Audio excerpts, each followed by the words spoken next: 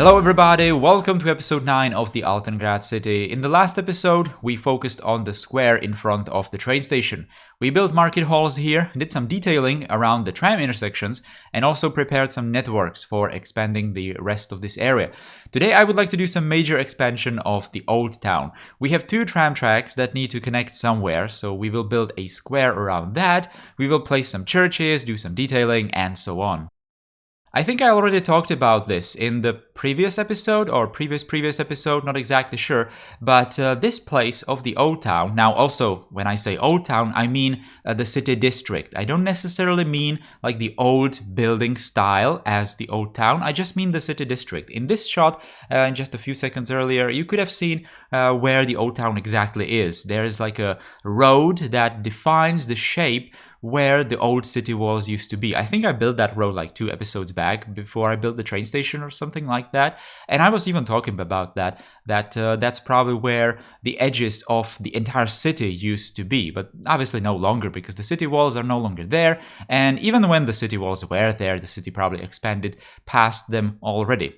But in this place in particular, I think that in medieval times, for example, this place might have been some poorer side of town, and the buildings in here were quite messy. The streets were not exactly like straight and all that. And in modern times, in recent times, probably around the times when they started thinking about building the train station, they probably also reworked this area. So together with the square in front of the train station, with the new city hall, with the train station itself, and all these places, it probably had some sort of a plan for a major rework of this area. So that's probably when it happened, towards the end of the 19th century, or maybe in the second half of the 19th century. Probably something like this happened, which is actually not all that uncommon in real life as well. Some of these reconstructed parts of really old towns, so they are still called old towns in today's age, like city districts, they are called old towns. But they have some very recently constructed buildings. Now, recently, obviously, in this time period that we are currently in. Anyway, so this part of the old town, and again, when I say old town, I mean the district, is probably going to be a bit more modern. I definitely want to blend different styles of buildings in here. So when I go further to the places that I've already built in like episode 2 or 3 or something like that, then I will build blocks of buildings that contain all the Renaissance buildings and Baroque buildings and even some of these slightly modern buildings, especially around the main streets, because that's probably where the motivation to build something more modern would probably be. But in the inner blocks, buildings probably stayed being old or just original, how they were there in hundreds of years ago, right? Anyway, finishing all these blocks, this block in particular is going to have only the new buildings. It's built around the new city hall. I decided to have the new city hall just as a separate block, and all the roads go around it, and then just finish some of these buildings like this.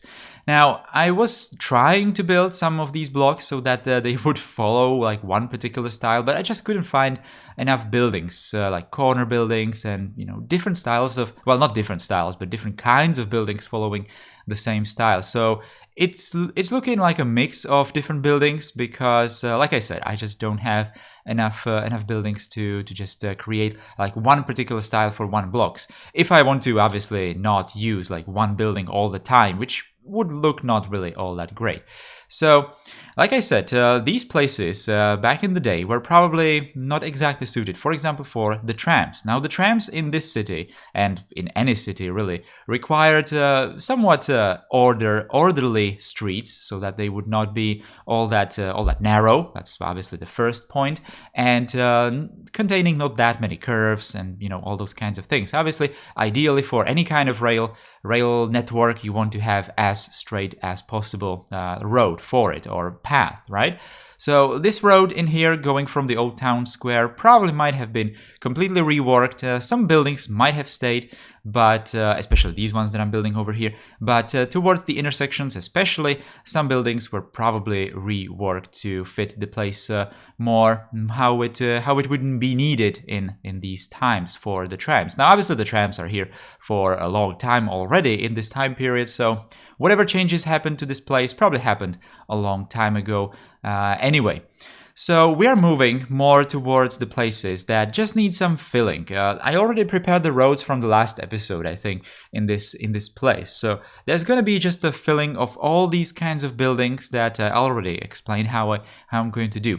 I'm also going to build a church in the center of this bigger block, let's say, and detail some mini square in front of it. And also do some kind of detailing around it. I should probably wait to talk about it when I finally get to it, right? And figure something else to talk about. All right, so what kind of plans I have for expanding this place? So I think I can already spoil it a bit that I am planning on building another train station. It's probably going to be somewhere further down towards the river from this place. It's definitely going to be connected to the trams that are going from that little intersection that we built just a couple of shots earlier.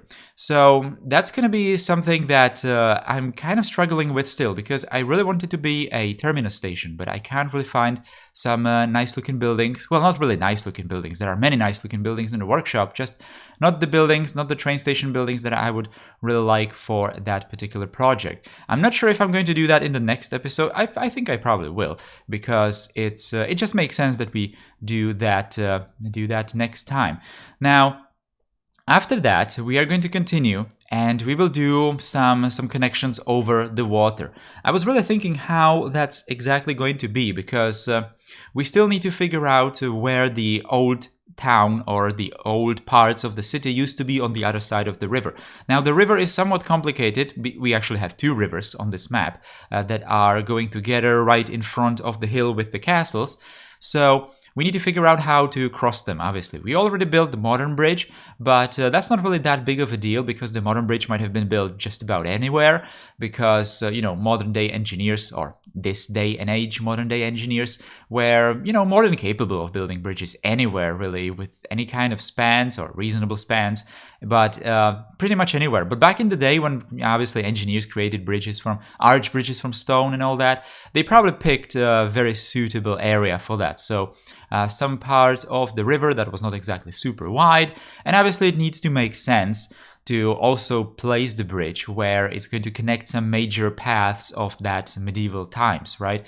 So that's something that I really need to think about. I think I already talked a bit about that in the first episode, actually maybe the second episode, when I was building the Old Town Square, that some roads going from the Old Town Square probably need to follow some more straight paths into some distant places outside of the city, right? Around the city, connecting some different villages, but most of these roads were probably going straight towards Altengrad and into the old city square, because obviously that's where all the commerce took place and all that, right? So that's really what I need to think about, and I was not really thinking too much about it when building this episode, but in the end, it actually was, fine when I looked at what was created for this episode, and I followed the road that was going from the Old Town Square. It still is going somewhat straight, from it. So that's probably what I need to keep in mind. I need to extend it all the way into some different villages. One of these roads is obviously having the trams, so that's already, given that it's going to be more or less straight going, somewhere, because it has the tram. And like I said, maybe in the modern days, those streets might have been reworked to fit the trams more nicely.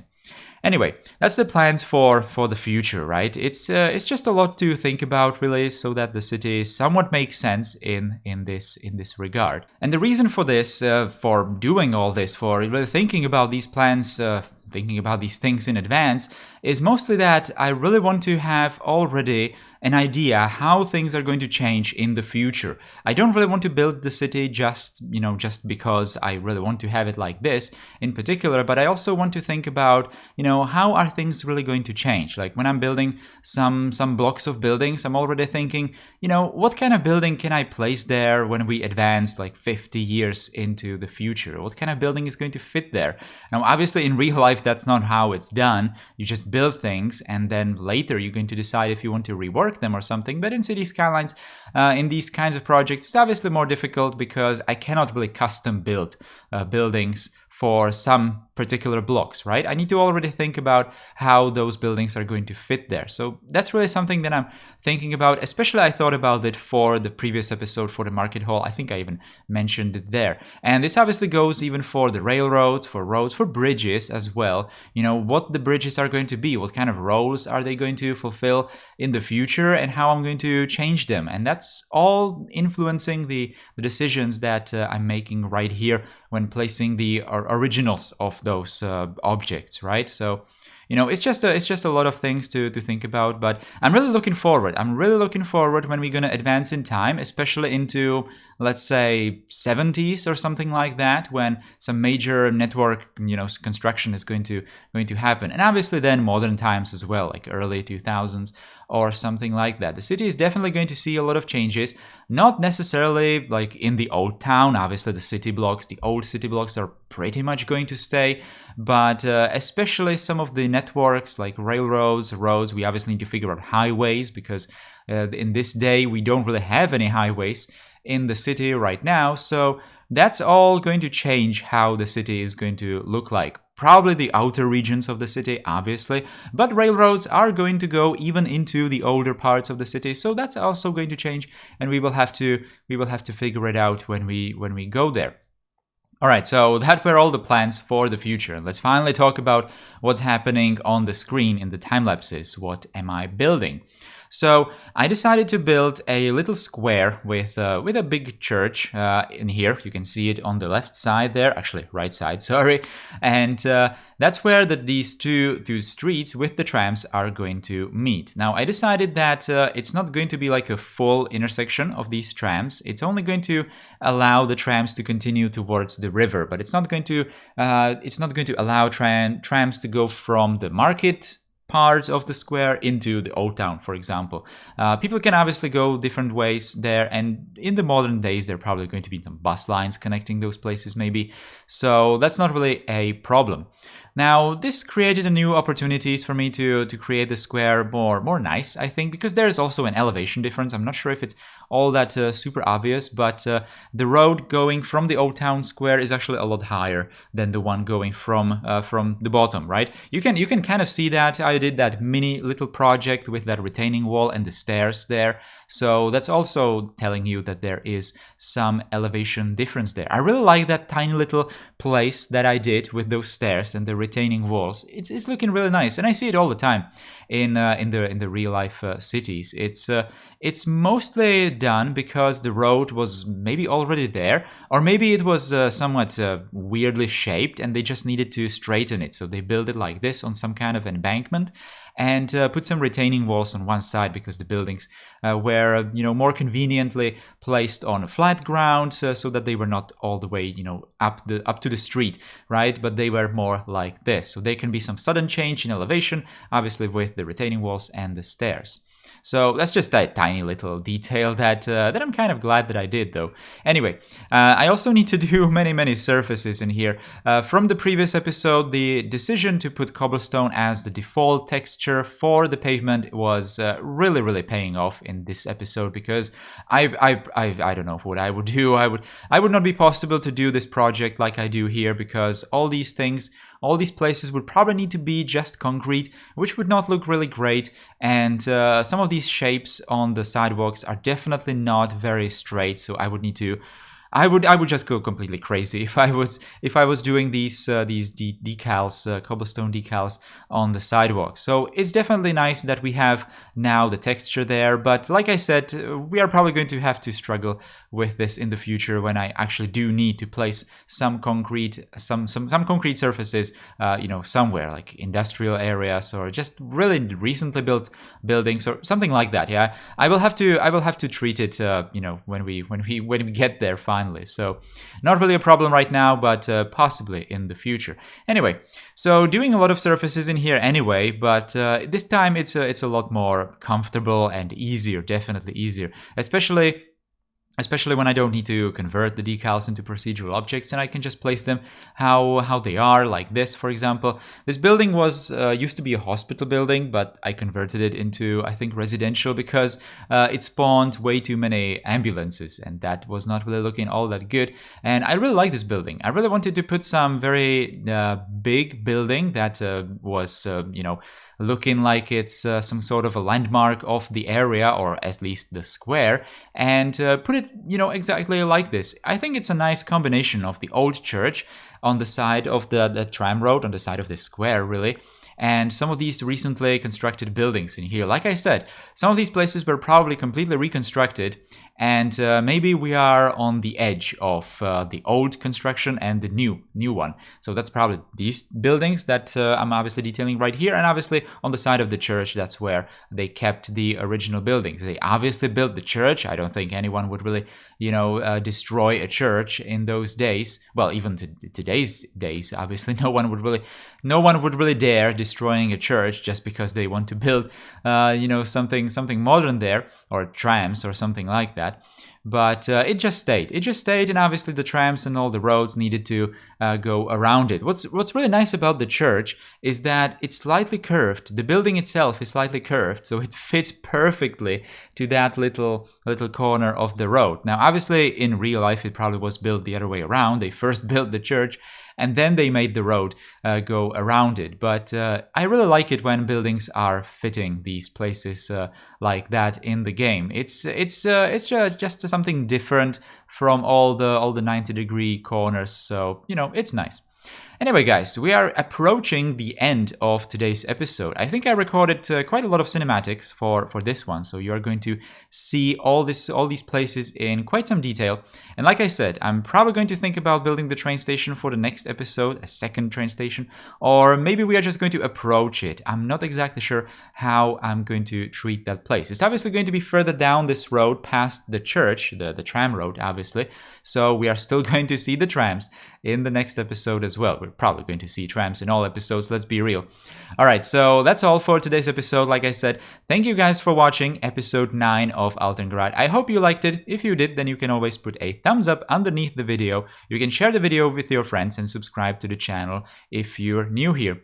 I'll see you with some next videos. Take care and goodbye.